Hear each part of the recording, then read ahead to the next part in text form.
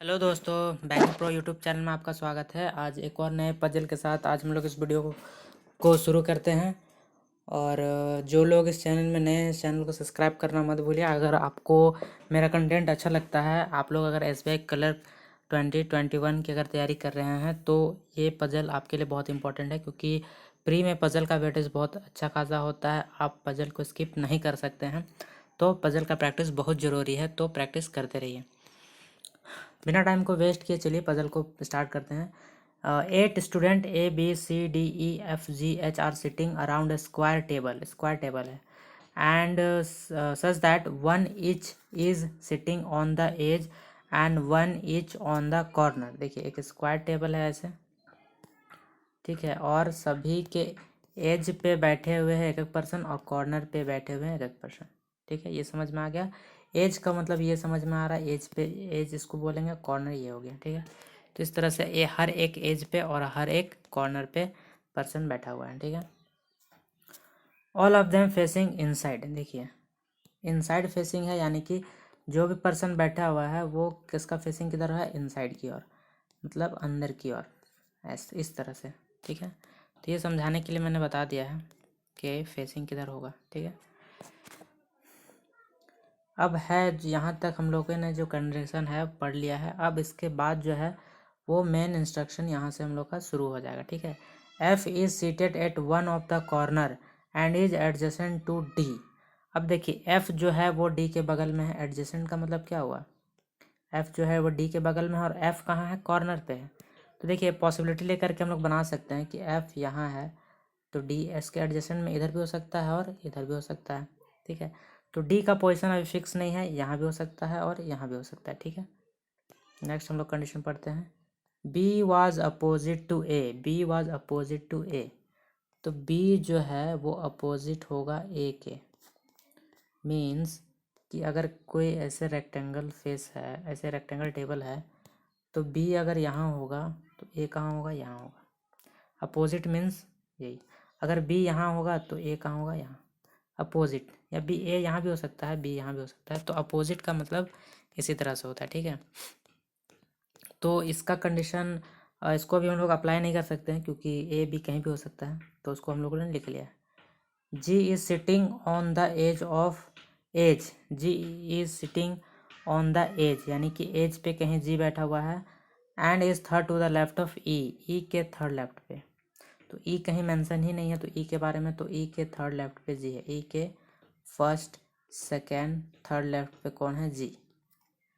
Third left पे G है और G कहाँ है, एज पे है। तो इसको हम लोग लिख लेते हैं कि G कहाँ बैठेगा, एज पे बैठेगा। G sitting on the edge and the third to the left of E। ठीक है, H was to the immediate right of A, H was, देखिए H was immediate right of A, A के immediate right पे है, A के immediate right पे, इसको भी हम लोग लिख लिया। But not adjacent to E। अब यहाँ बट लगाने के बाद हो जाता है H के सेंस में, कह रहा है कि H जो है वो एडजेसेंट नहीं है E के, H जो है वो E के एडजेसेंट नहीं होगा, H जो है वो E के एडजेसेंट में नहीं होगा। ठीक है, H जो है वो E के एडजेसेंट में नहीं होगा, H जो है वो E के एडजेसेंट में नहीं होगा। अब हम लोग पजल का शुरुआत कैसे करेंगे वो हम लोगों को देखना है। ठीक है, G के बारे में पता है कि G कहाँ है, तो G से ही हम लोगों को पजल का शुरुआत करना चाहिए, क्योंकि G से E का एक रिलेशन दिया हुआ है। देखिए, G और E का एक रिलेशन दिया हुआ है, और E से H और E का रिलेशन दिया हुआ है, और A से भी H का रिलेशन दिया हुआ है। तो इसलिए हम लोग स्टार्ट करेंगे किससे, G से। तो G का पोजीशन कहाँ है, एज पे है। तो G का पोजीशन अगर एज पे है तो G को हम लोग कहाँ रख सकते हैं, चलिए वन बाय वन हम लोग G का पोजीशन को रखना शुरू करते हैं। G को अगर हम लोग यहाँ रखेंगे तो दो छोड़कर E राइट में चला जाएगा, एक दो E यहाँ आ जाएगा। और अगर G को यहाँ रखेंगे तो एक दो यहाँ आ जाएगा। G को हम लोग यहाँ रख नहीं सकते, क्योंकि एक दो E यहाँ पॉसिबल नहीं है। ठीक है। और जी को हम लोग यहाँ भी नहीं रख सकते हैं क्योंकि उसके राइट में एक दो ई यहाँ हो सकता है। तो इतनी सारी पॉसिबिलिटीज़ के साथ हम लोग कैसे सॉल्व करेंगे। बी के अपोजिट में ए है, ओके, तो बी के अपोजिट ए है।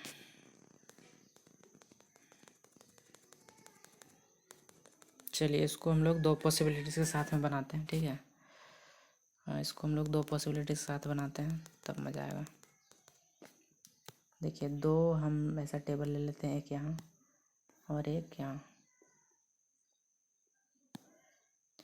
ये 8% है तो आपको पता है।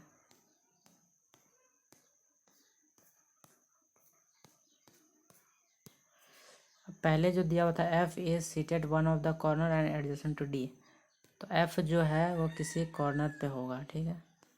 एफ मान के चलो इस कॉर्नर पे है तो डी यहाँ हो सकता है, या एफ अगर इस कॉर्नर में है तो डी यहाँ हो सकता है, ठीक है।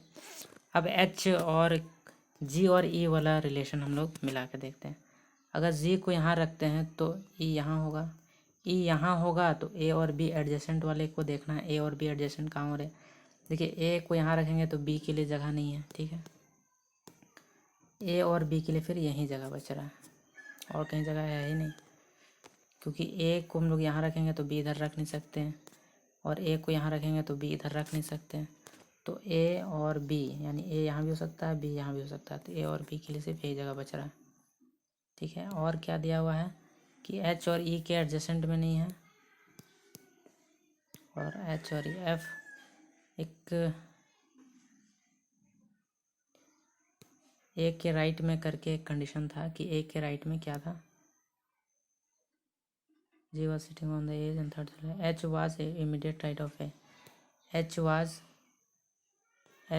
immediate right of A, इस तरह का एक कंडीशन दिया हुआ था। तो H was immediate right of A, A के इमीडिएट राइट में। तो देखिए यहाँ ए का रखेंगे तो इसके राइट में कोई जगह नहीं है, तो ए के आगे राइट में यहाँ पर ही एच के लिए जगह है, क्योंकि इसलिए एच सिर्फ यहीं हो सकता है, यानी कि ए सिर्फ यहीं हो सकता है क्योंकि इसके राइट में एच के लिए जगह है। ए यहाँ पॉसिबल नहीं है, ए यहाँ पॉसिबल नहीं है क्योंकि ए के राइट में यहाँ एच हम लोग नहीं रख सकते हैं, ठीक है। इसलिए यहाँ पर ओनली बी होगा, बी इज़ अपोजिट टू ए भी हो गया, ठीक है। बी इज़ अपोजिट टू ए भी हो गया और ए के राइट में एच चला गया। बट एक कंडीशन जो था कि एच और ई एक साथ में नहीं होंगे, बट यहाँ तो एच और ई एक साथ में हो गए, इसलिए जो हम लोगों ने कंडीशन जो एच जी और ई को लिया था वो क्या कंडीशन है, गलत कंडीशन है, ठीक है। तो वापस हमको फिर से इसको बनाना पड़ेगा क्योंकि जी और ई का हम लोग जो कंडीशन लिया है वो क्या है, गलत है। तो जी और ई यहाँ नहीं होंगे, जी फिर हम लोग यहाँ रख सकते हैं, जी को हम लोग यहाँ रखेंगे, ई फिर यहाँ चला जाएगा क्योंकि ई के लेफ़्ट में जी है, थर्ड लेफ़्ट में। अब फिर से हम लोग कंडीशन अप्लाई करके देखते हैं, ए को हम लोग यहाँ रखेंगे तो बी यहाँ आ जाएगा, ए यहाँ नहीं होगा क्योंकि ए के राइट में एच रखना है, तो ए वहाँ पॉसिबल नहीं है। बट हाँ ए कहाँ पॉसिबल है, ए यहाँ पॉसिबल है और बी यहाँ, और ए के लिए कहीं जगह नहीं, ए अगर यहाँ रखेंगे तो बी यहाँ जगह नहीं है, ठीक है। और अगर ए यहाँ रखते हैं तो बी यहाँ जगह नहीं है, तो इसलिए ए और बी के लिए सिर्फ यही जगह बचा हुआ था जिसमें बी को इधर रखना होगा, क्योंकि ए को यहाँ रखेंगे तो इसके राइट में हमको एच रखना है, ठीक है। तो बी हमारा यहाँ आ जाएगा और ए के राइट में एच चला जाएगा। देखिए ए के राइट में एच चला गया। अब जो लास्ट जो बचा हुआ है वो हमारा आएगा ए बी सी, सी जो है हमारे यहाँ आएगा। तो इस तरह से ये पजल सॉल्व हो गया। अगर ये इसमें भी सॉल्व नहीं होता तो उसके बाद अगर हम लोग और कंडीशन अगर हम लोग चेक करना चाहेंगे तो देखिए अगर इसमें हम लोग चेक करेंगे तो जी के लिए फिर कौन सा जगह बचेगा, जी के लिए देखिए जी यहाँ नहीं रख सकते क्योंकि एक दो ई है लेफ्ट में, ई नहीं रख सकते हैं, ठीक है। और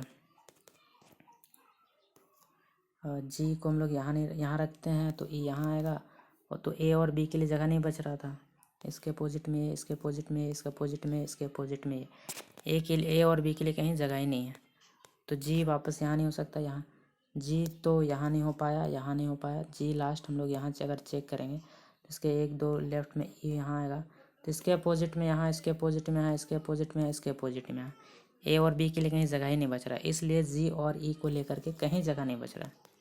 एज किसी भी एज पे जी और ई के लिए जगह नहीं बच रहा है। देखिए फिर से चेक कर लेते हैं, जी यहाँ नहीं होगा क्योंकि क्योंकि इसके लेफ्ट में अगर हम लोग ई यहाँ रख देते हैं तो अपोजिट वाला केस कहीं नहीं बन पा रहा था। ई के अपोजिट यहाँ पर ए बी के लिए कोई जगह ही नहीं है, ठीक है। तो इस वजह से ये पूरा का पूरा कंडीशन क्या हो जाएगा, फॉल्स हो जाएगा। और होना भी चाहिए क्योंकि हमारा सॉल्यूशन आ चुका है, ठीक है। तो हमारा वन एंड ओनली सॉल्यूशन यही होगा, जो कि ऐसा है, ठीक है।